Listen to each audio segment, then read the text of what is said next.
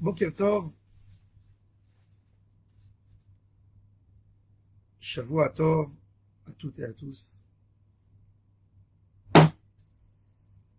Pinchas a tué Zimri. Qui essayait d'amener le peuple d'Israël vers l'assimilation. Pinchas n'avait pas une bonne réputation dans le Ham Israël. Rabbi Yitzhak Abrabanel nous dit que même le nom de Pinchas, c'était un nom égyptien, c'était même pas un nom hébraïque. Il dit que Pinchas, c'est un nom égyptien qui parle de l'Égypte, qui s'appelait Tarpanres, pour dire égyptien. Tarpanres dans Jérémie, chapitre 43, et dans plusieurs autres endroits, l'Égypte, elle a un nom qui s'appelle Tarpanres, et il dit que Pinchas, c'est un nom égyptien. Typique. Et malgré tout, Pinchas est rentré dans le cœur de Ham Israël. Et il devient Eliyahu Hanavi, celui qui va annoncer la délivrance du Ham Israël. Et pourquoi? Parce que Pinchas a fait plusieurs éléments. D'abord, il a enlevé la colère d'Hachem. Ensuite, il était jaloux pour Hachem. Et ensuite, il a fait une kapara pour le peuple d'Israël. Le Kohen doit avoir 3 éléments. Première chose, Ishiv et Tramati, Me'al Bnei Israël. Bekano et Kinati Betoram.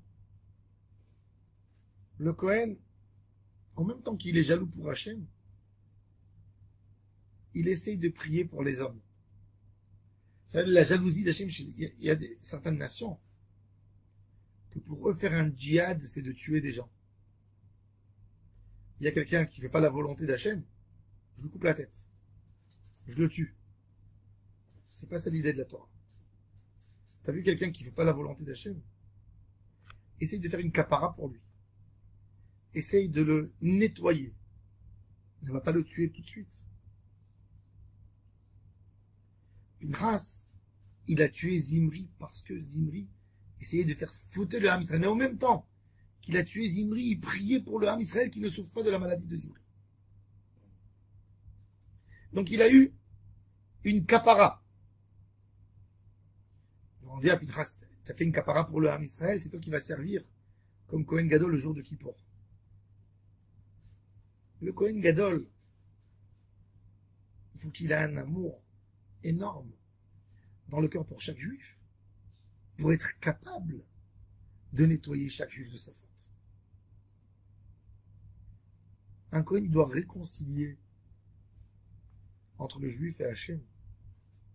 Quand il y a eu un homme qui a fauté, des fois il a fauté en faisant exprès. Il a perdu un de ses proches d'une maladie, il a passé quelque chose. Et il est en colère contre Hachem. Pourquoi Hachem a fait ça? Moi, j'étais son fidèle. C'est pas tout le monde qui sont tzaddik comme Job. Quand il passe des épreuves, ils ne perdent pas l'espoir, ils ne perdent pas la foi. Il y a des gens qui perdent la foi, malheureusement. Le rôle du Kohen, c'est de faire une réconciliation entre Akadosh Baruch Hu et ses hommes. Calmer, apaiser leur douleur, leur donner une sérénité. Ça, c'est le Kohen. Si le Kohen n'aime pas les gens, il n'est pas capable de faire ce travail. Pinchas, même en faisant l'acte de tuer Zimri, la Torah témoigne sur lui qu'il n'a jamais perdu l'amour humain pour tout le monde. Et c'est pour ça qu'il s'est mis tout de suite à prier pour le Ham Israël.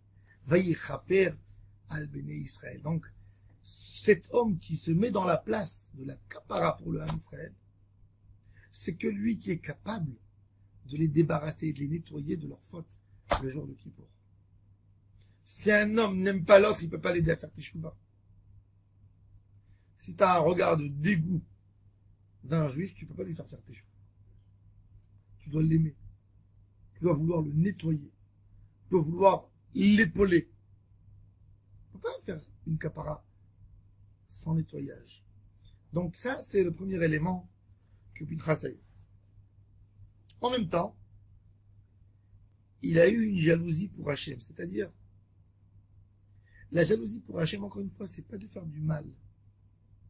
Quelqu'un qui est jaloux, c'est de dire, je laisserai pas qu'on fasse ça à Hachem. Par ma tefila, par beaucoup de choses.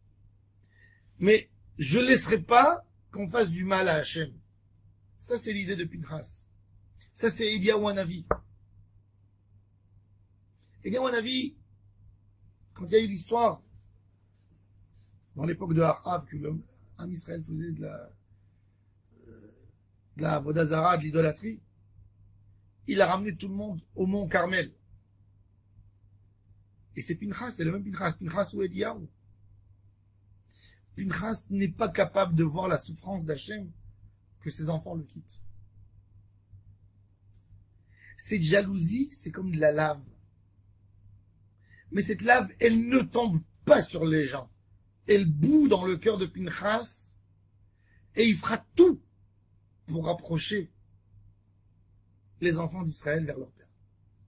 C'est le rôle d'ailleurs d'Eliyahu Hanavi, le rôle de la Géoula. Veishiv lev avot al banim, velev banim al avotam. Il va réconcilier les parents et les enfants. Les parents qui ont mené un train de vie très religieux, et les enfants qui se sont éloignés. Et le rôle de Eliyahu Hanavi, c'est de faire cette réconciliation. Que les enfants soient d'accord d'être avec leur père. Que le fils ne dit pas, mon père c'est un arriéré. Mon père c'est un intégriste. Mon père, c'est un homme rigoureux, c'est un homme extrémiste. Non. Et il va mettre dans les yeux du père de ne pas voir son fils comme quelqu'un qui s'est éloigné. Ça, c'est Eliyahu Hanavi. Ça, c'est Eliyahu Hanavi. Eliyahu Hanavi, dans sa vie, il a eu des moments où il est devenu rigoureux. Il est écrit dans la Gemara, dans le Midrash, qu'il a dit à Kadosh Baruch Hu, Am Israël, en enfreint la Brit Mila. Même la circoncision. Il lui a dit, tu peux pas parler du mal de mes enfants. Et puisque tu as dit ça sur mes enfants, tu seras obligé d'assister dans toutes les Brit Mila pour venir me dire, voilà, ils ont fait la Brit Mila. Et c'est pour ça que Eliyahu Hanavi vient chaque fois dans la Brit Mila.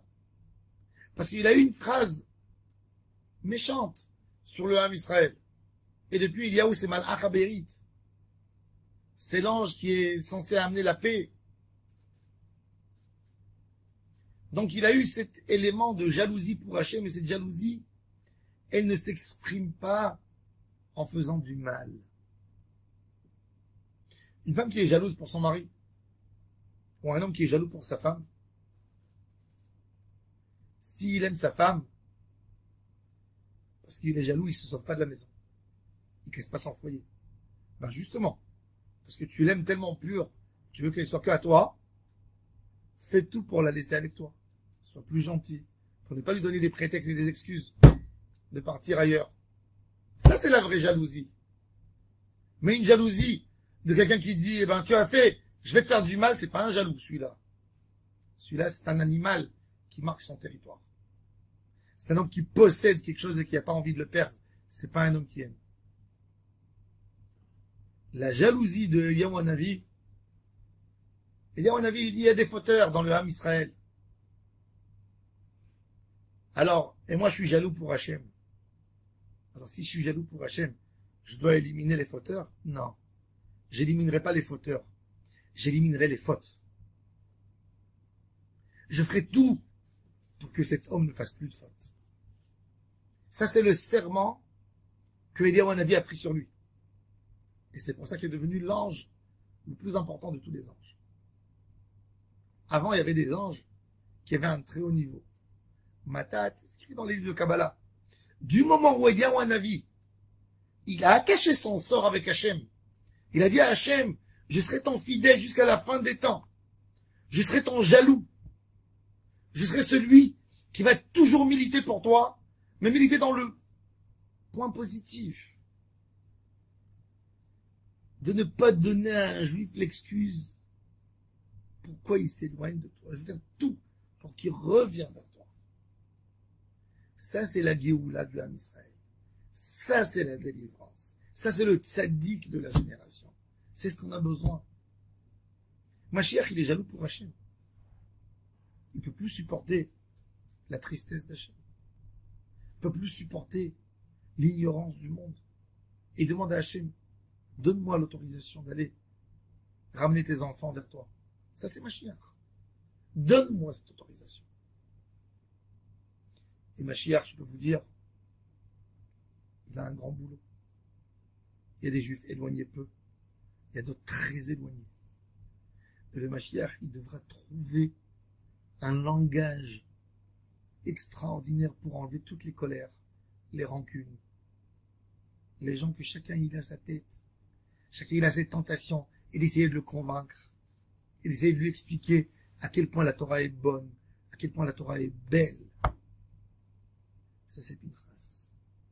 Alors, on a dit, Kapara pour le Ham Israël, jalousie pour Hachem. Et l'autre élément, c'est Keuna. C'est se donner à Hachem. Donner un exemple personnel. Tellement il a aimé Hachem, qu'il s'est détaché de tout, et il a décidé d'aller le servir. Ça, c'est le Kohen. Le Kohen, pour nous, c'est un symbole. Nous qui vivons dans un monde de matérialisme. Nous qui vivons dans un monde où on comprend, où on pense qu'obtenir telle chose, ça va nous faciliter la vie. Qu'obtenir telle chose, ça va nous aider. Ben, le Kohen, il est là pour nous éclairer, pour nous dire, moi, je me prive de tout pour Hachem. Ça, c'est le message. Et Pinchas a eu ces trois qualités extraordinaires en lui. C'est pour ça qu'il a été choisi comme Kohen et que tous ses enfants, jusqu'à la fin des temps, ce sera d'eux les Kohanim Gedolim et la Kiruna de Ham Israël. Baruch Adonai Laolam. Amen, Amen. Shavua Tov Mevorach à tous et à toutes.